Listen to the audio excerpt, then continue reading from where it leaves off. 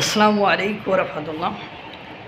স্বাধীনতার পক্ষের শক্তি হিসাবে বাংলাদেশ জাতীয়তাবাদী দল বিএনপিকে খুব ভালো লাগত, বা যে তারা স্বাধীনতার পক্ষের শক্তি এবং তাদের যিনি প্রতিষ্ঠাতা শহীদ রাষ্ট্রপতি জিয়াউর রহমান বাংলাদেশের মুক্তিযুদ্ধ থেকে শুরু করে বাংলাদেশের গণতন্ত্র প্রতিষ্ঠা, বাংলাদেশের বিনির্মাণে কি অসাধারণ অস্বাভাবিক ভূমিকা রেখেছেন, তার সেই ভূমিকা কখনোই অস্বীকার করার নয়।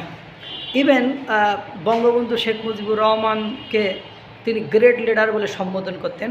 তখন 15ই আগস্ট বঙ্গবন্ধু শেখ মুজিবুর রহমান ঘাতকের হাতে সপরিবারে নিহত হলেন, তারা যখন এসে বঙ্গবন্ধু শেখ মুজিবুর রহমানকে অসম্মানের একেবারে চরম জায়গায় নিয়ে গিয়েছিল, এই শহীদ রাষ্ট্রপতি জিয়াউর রহমান ক্ষমতায় এসে বঙ্গবন্ধুকে মর্যাদার জায়গায় আবার আসীন করেছিলেন। তিনি কখনো এবার নেবার তার কোনো বক্তব্যে আপনি বঙ্গবন্ধু সম্পর্কে একটি বাজে ওয়ার্ডও আপনি শুনতে পাবেন না তার শাসনামলে, তিনি যতদিন ক্ষমতায় ছিলেন। সেই প্রতিষ্ঠা তিনি বীরোত্তম, তিনি একজন অসাধারণ ব্যক্তিত্ব এবং বঙ্গবন্ধুর পক্ষ থেকে তিনি স্বাধীনতার ঘোষক।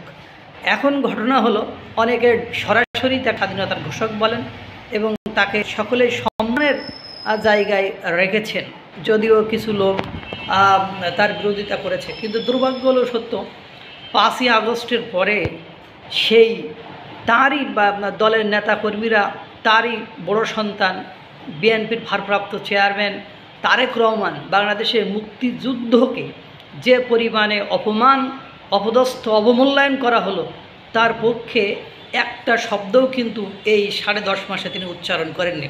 যেমন দেখেন, যুদ্ধের সময় যদি জিয়াউর রহমান মারা যেতেন, তাহলে কিন্তু 7 জন যে বীরশ্রেষ্ঠ আছে, 8 নম্বর বা 1 নম্বর বীরশ্রেষ্ঠ হতেন শহীদ রাষ্ট্রপতি জিয়াউর রহমান। তাদের মূর্তিগুলো যখন ভেঙে ফেলা হলো, তখন বিএনপির পক্ষ থেকে কোনো ধরনের বিবৃতিকে আপনারা দেখেছেন, বা বিএনপির পক্ষে কোনো পদক্ষেপ নিতে আপনারা দেখেছেন? দেখেন নাই। জয়নুল আবেদিনের মূর্তি যখন ভাঙা হলো, আপনারা কোনো বিবৃতি দেখেছেন? দেখেন নাই।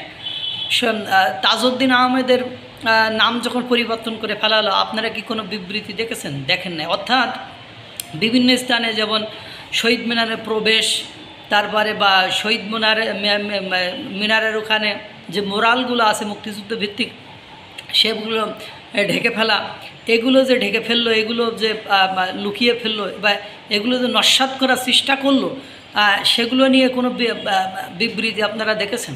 যদি মূর্তি হারামই হয়, তা যারা মূর্তি ভাঙছে তারা কি জিয়াউর রহমানের মূর্তি কখনো ভেঙেছে? শক্তের ভক্ত নরমের জম, মূর্তি ভাঙে হলো।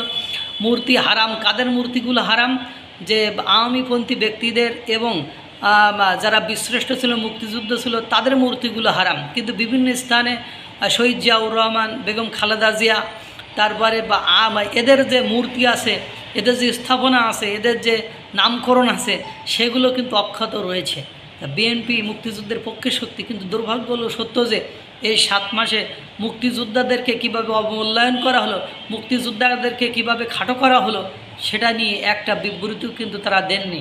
এটা পরোক্ষভাবে মুক্তিযোদ্ধা যারা তাদের অন্তর থেকে বা বিএনপি উঠে দেওয়ারই একটা পরিকল্পনা, যেটা ওনারা ভাবছেন যে এটা যদি প্রতিবাদ করি বা এটার পক্ষে যদি কথা বলি, হয়তো বা জনগণ আমাদের বিপক্ষে চলে যাবে। কিন্তু অন্তরালে দেখবেন যে মুক্তিযুদ্ধের পক্ষে শক্তিরাই আপনাদের পেছনে আছে।